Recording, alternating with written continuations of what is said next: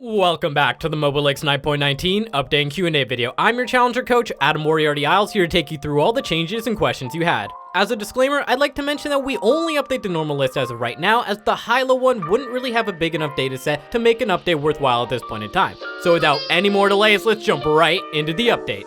Starting off on the normal list, our S-tier roster is Garen, Nasus, Jax, Teemo, Yorick, Urgot, Alawi, Mordekaiser, Kayle, Singed, Kled, and one of the strongest champions on this patch, Heimerdinger.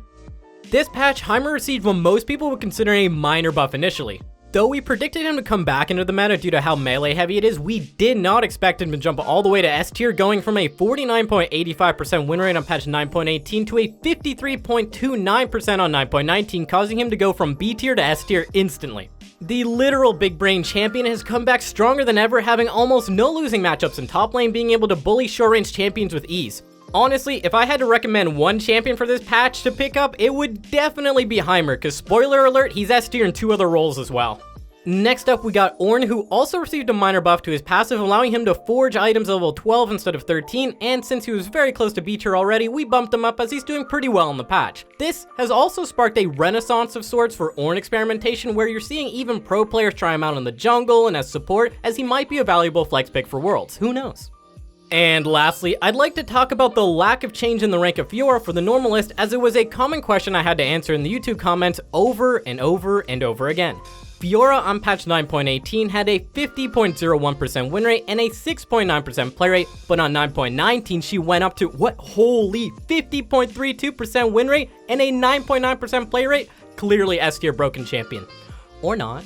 The reason for this is that though her buff seemed insane at first glance, even I'll admit I messaged Prohibited like, dude, you have to play Fiora, she's broken when I first saw them, because I thought she'd be OP, but because those buffs only help her in winning matchups, since that's the only time she's going to be consistently hitting towers, then it wouldn't help her underlying problem of not having too many of those in the first place currently. That's the reason we didn't move her up. It's kind of like buffing Kassadin versus Katarina. He doesn't need help winning that matchup, just like how Fiora doesn't need help beating the matchups he already is going to win.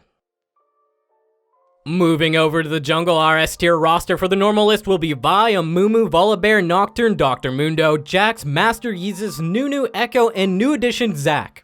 Yet another tank jungler is being added to S tier, with Zac coming up from A tier thanks mostly due to the buffs to his blob healing. He currently holds a 53% win rate, which is up from 51.15 on patch 9.18. It would appear that Zac has reached his final form, and he's got a lot of extra survivability, so he's able to more consistently engage during the mid to late game without dying. Similar to Dr. Mundo, if you don't buy healing reduction versus him, you kind of auto-lose team fights during that phase, but even if you do, the amount of healing being reduced isn't enough to kill him most of the time. If you're looking to pick up Zac, avoid the Echo and Mundo matchups in the jungle, and just don't pick him into Janna, and you should be perfectly fine. That makes our only other change being to Kindred getting shout around and taking off of B tier, as she is currently not providing enough damage and reliable snowball potential in the early game to really do well in this meta. For the mid lane normal list, our starting S tier roster will be Malzahar, Lux, Diana, Vel'Koz, Ahri, Swain, Fizz, Mordekaiser, Echo, and once again, Heimerdinger. I'm not going to spend too much time on Heimer, other than mentioning that he may have been overbuffed in a meta that suits him very well as an anti-melee assassin champion, so he moves from A tier to S tier. Speaking of melee assassin mids, Talon has finally made it onto the normal list after being S tier on the High-ELO one for such a long time. This is mainly due to how if you master Talon in the current meta, you should be able to climb extremely well and reach your goal by the end of the season.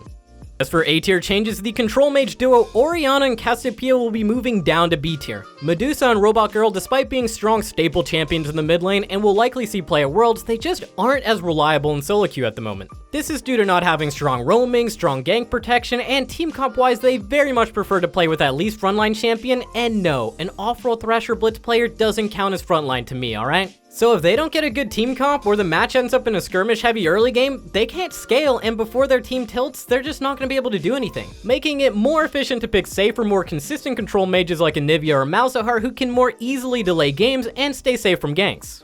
Annie is another champion who, despite her buffs, is going to move down from A tier to B tier. It appears that for now, the movement speed on her E provided a decent buff of around 1% win rate, but it wasn't enough to make her go to A tier. Unless Riot continues to buff her numbers like they did for Echo, so, maybe that might happen. Now to the bot lane normalist S tier roster, we got Jinx, Misfortune, Ashe, Jhin, Caitlyn, Draven, Yasuo, and once again, Heimerdinger.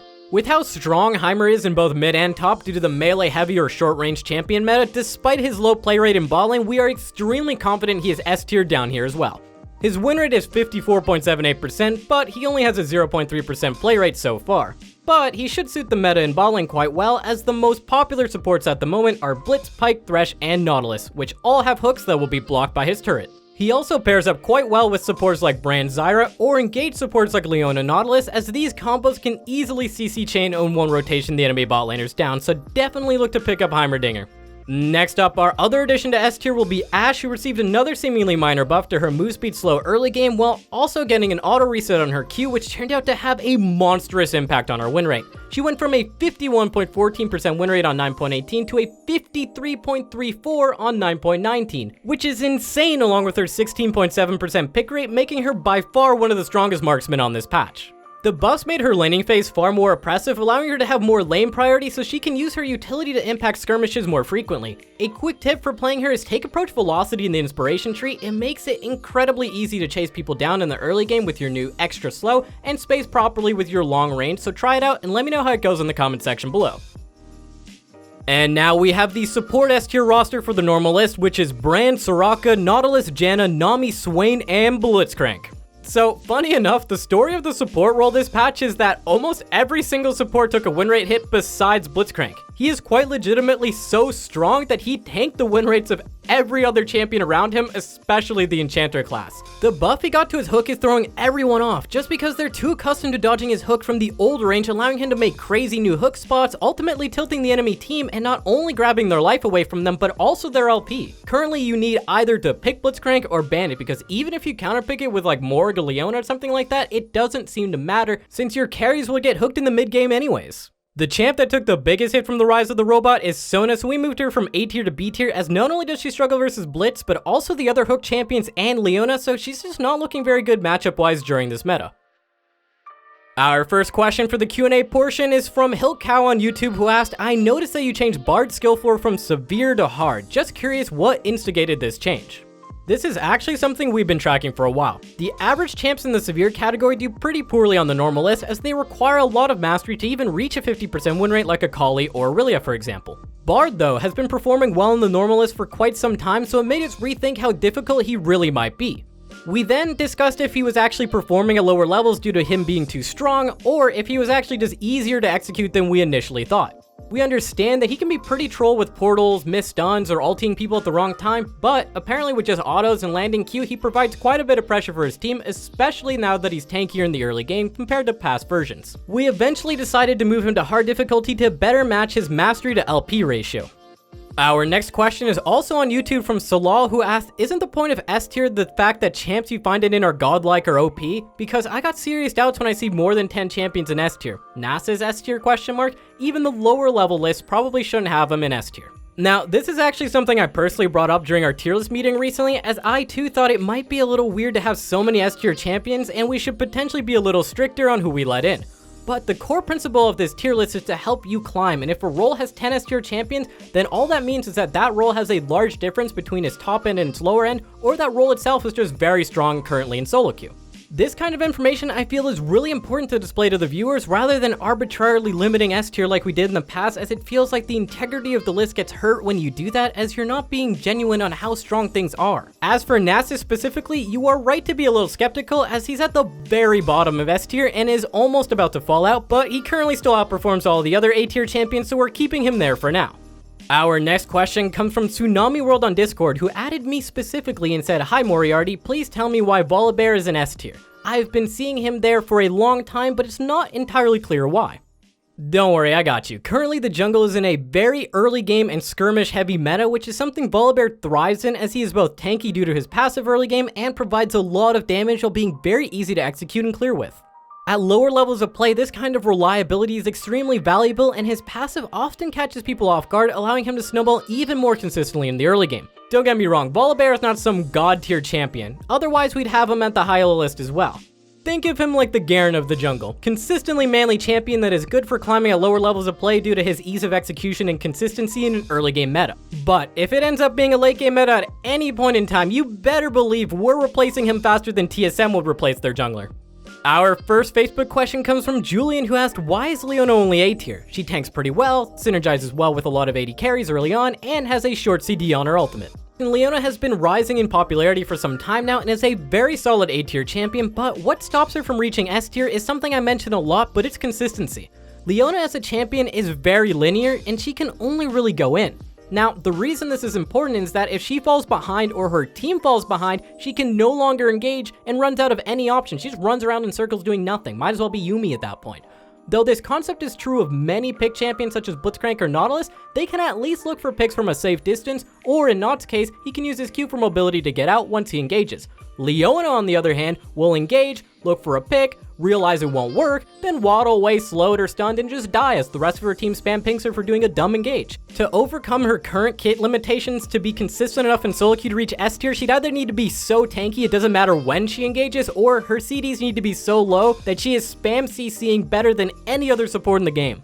Our last question comes from David on Instagram, who asked, why is Nocturne so high compared to others, like Kha'Zix for example? This is a good question, and it comes up pretty frequently for our normal list. Nocturne currently has a very consistent, easy to execute kit, and thanks to the buffs he received a couple of patches ago, has become quite a strong duelist in the early game, and he can even use his quick clear speed to farm till 6 for some free kills, making him a pretty ideal jungler for the normal list, which is why we have him placed in S tier.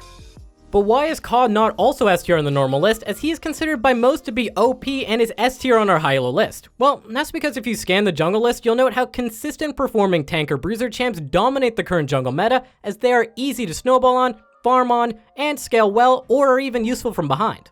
Assassin junglers, on the other hand, like Kha'Zix, have almost none of those qualities. They aren't consistent, they require you to snowball, and they require you to end games before they get outscaled in the teamfight phase, which is why COD players need excellent knowledge on how to get picks and how to consistently end games. This means if you don't have that skill level required to snowball consistently and close out those games, your win rate is going to be awful on assassin junglers, hence why they don't do well on the normal list compared to the High-ELO one. It's more so if you had to ask yourself, like, would you want a first-time Kha'Zix or a first-time Amumu jungling for you in your games? I'd probably take Amumu. At the very least, even if they suck, Amumu might accidentally CC someone, and at the end of the day, if both of them do nothing and use no abilities and just get hit, the Amumu's got more HP, so I'd still take him. Thanks for watching our tier list update and Q&A video for patch 9.19, and as always, if you have any questions, feel free to leave them in the comment section below, or go to our Discord server in the link provided where you can ping me in our tier list discussion channel. Don't forget to try out Mobalytics today at mobalytics.gg, and I'll see you summoners out on the Rift.